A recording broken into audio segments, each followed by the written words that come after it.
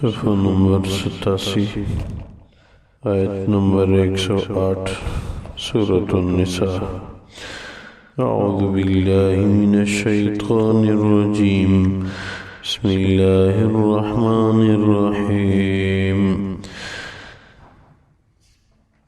يستخفون من الناس ولا يستخفون من الله وهو معهم إذ يبيتون ما لا يرضى من القول وكان الله بما يعملون محيطا۔ اللہ تبارک و تعالی فرماتے ہیں يستخفون من الناس ولا يستخفون من الله۔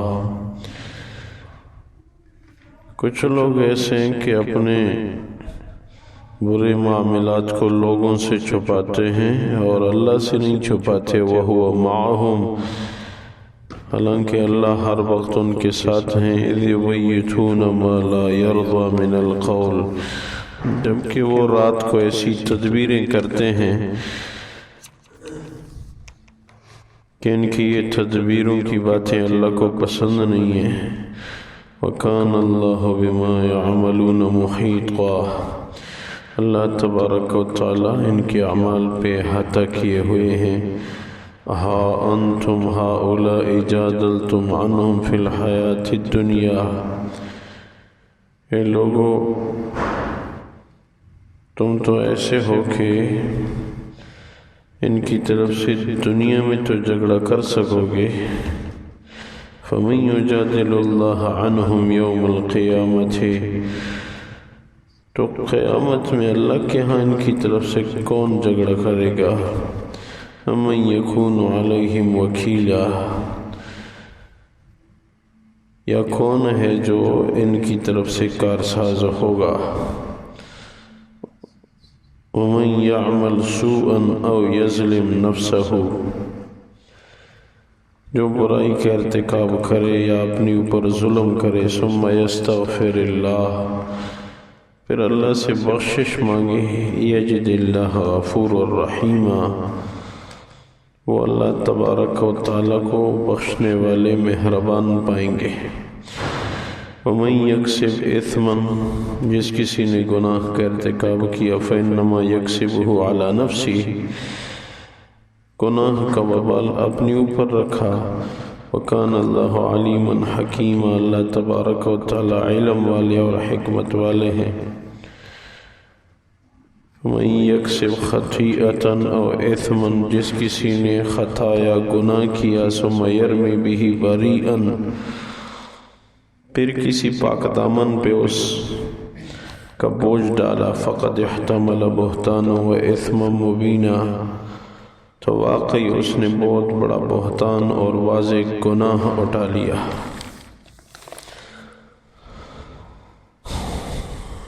اللہ تبارک و تعالی گزشتہ آیات کی طرح ان آیات مبارکہ میں بھی بنو عبیرک قبیلے کے کچھ لوگوں کا تذکرہ فرماتے ہیں۔ قتادہ بن نعمان رضی اللہ تعالیٰ عنہ فرماتے ہیں کہ میرے چچا تھے،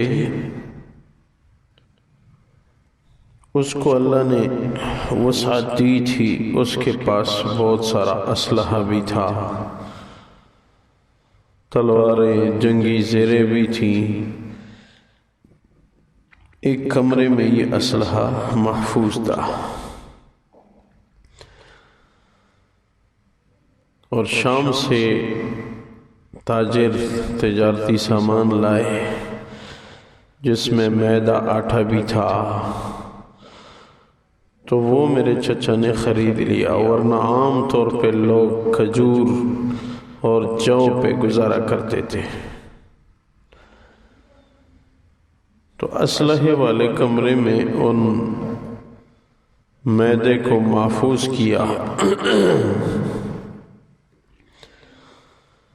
تو رات کو کسی نے نقب لگایا اور اسلحہ بھی چوری ہو گیا، اور میدہ آٹا جو تھا اس کو بھی چوری کر دیا۔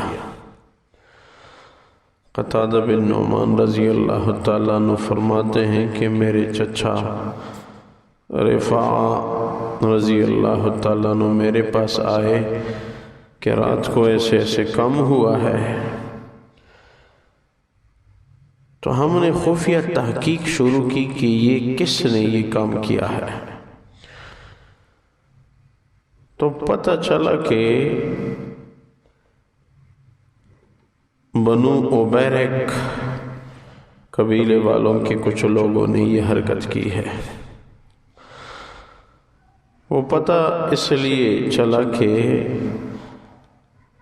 اس زمانے میں غربت عام تھی۔ جب ہم نے تحقیق کی تو پتہ چلا کہ رات کو ان لوگوں کے گھر میں آگ جلائی گئی تھی، کچھ خاص کھانے ان کے گھر تیار کیے گئے ہیں۔ آگ جلانا اس زمانے میں اعلیٰ کھانے تیار ہونے کی بڑی نشانی سمجھی جاتی تھی۔ تو کہتے ہیں کہ جب ہم نے ان سے بات کی تو انہوں نے قسمیں کھائی اور کہا کہ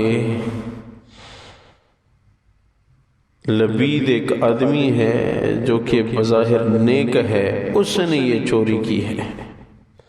ایک پاک دامن مسلمان تھا، اس پہ بنو عبیرک قبیلے والوں نے الزام ڈالا، یہ اس کا کام ہے، اس نے یہ کیا ہے۔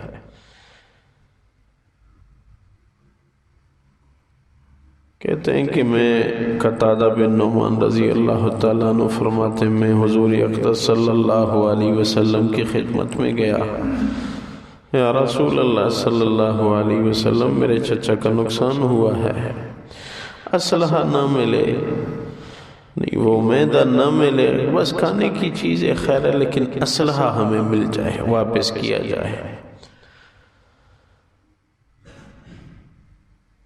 بنو عبیرک لوگوں کو بلایا گیا، انہوں نے قسمیں کھائی، حضور اقدس صلی اللہ علیہ وسلم کی مبارک ذات خاموش ہوئے اور فرمائیں کہ اللہ تبارک و تعالی فیصلہ فرمائیں گے۔ تو جبریل امین آئے اور یہ اس رکوع کی آیتیں نازل ہوئی کہ یہ لوگ رات کو ایسی تدبیریں کرتے ہیں جو اللہ کو پسند نہیں ہیں، لوگوں سے چھپاتے ہیں، اللہ سے نہیں چھپاتے۔ دنیا میں تو ان کی طرف سے دوسرے لوگ کھڑے ہو کے ان کی طرف سے مجادلہ کریں گے، بنو عبیرک نے چوری نہیں کی، لیکن قیامت میں یہ لوگ کیا جواب دیں گے؟ اور پھر جو گناہ کرے اور اس کا الزام پھر کسی پاک دامن مسلمان پہ ڈالے، یہ تو ایک بہت بڑا جرم ہے۔ قرآن کی آیات نے ان کا ذکر فرمایا، یستخفون من الناس ولا یستخفون من اللہ، لوگوں سے چھپاتے ہیں، اللہ سے نہیں چھپاتے۔ وہو معہم، اللہ ان کے ساتھ ہوتے ہیں ہر لمحے، اذ یبیتون ما لا یرضی من القول، جب رات کو یہ بری تدبیریں کرتے ہیں، ایسی تدبیریں جو اللہ کو پسند نہیں ہیں۔ وَكَانَ اللَّهُ بِمَا يَعْمَلُونَ مُحِيطًا، اللہ تبارک و تعالی لوگوں کے اعمال پہ احاطہ کیے ہوئے ہیں۔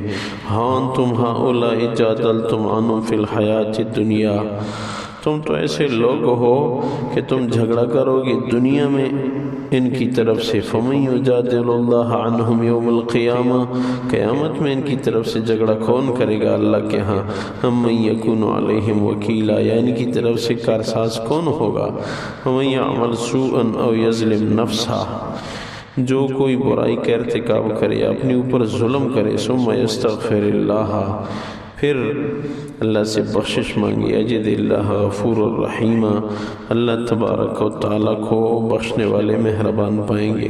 ومن یکسب اثما، جو گناہ کا ارتکاب کرے، فإنما یکسب علی نفسی، ارتکاب کا وبال اپنے اوپر ہوگا۔ وکان اللہ علیما حکیما، اللہ علم والے اور حکمت والے ہیں۔